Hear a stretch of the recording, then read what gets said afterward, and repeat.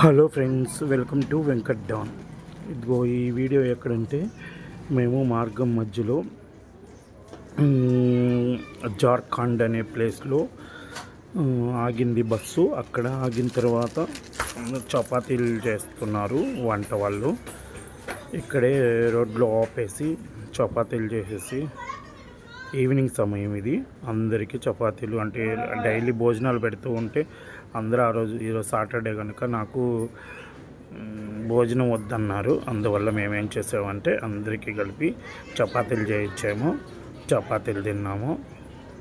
ఇదో మొత్తం చపాతీలు వేయించుకొని మా బ్యాచ్ అంతా ఇలాగ సరదాగా బయట హైవే దగ్గర ఆగింది బస్సు. హైవే పక్కన కూర్చొని తిన్నాము. చాలా చల్లటి గాలి వేసింది.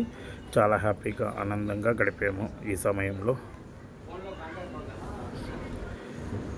చూడండి, మొత్తం చపాతీ క్యాబేజీ కర్రీ చేశారు.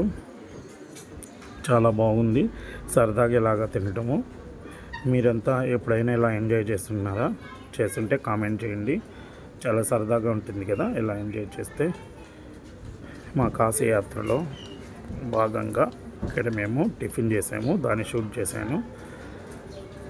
అది మీకు ఒకసారి చూపిద్దామని వీడియో చేసి పెడుతున్నాను. ఆ వీడియోస్ కానీ మీకు నచ్చుతున్నట్లయితే లైక్ చేయండి, షేర్ చేయండి, సబ్స్క్రైబ్ చేయండి, మా ఛానల్ని సపోర్ట్ చేయండి. ఇంకా మీకు ఎన్నో మంచి మంచి వీడియోలని అందిస్తాను.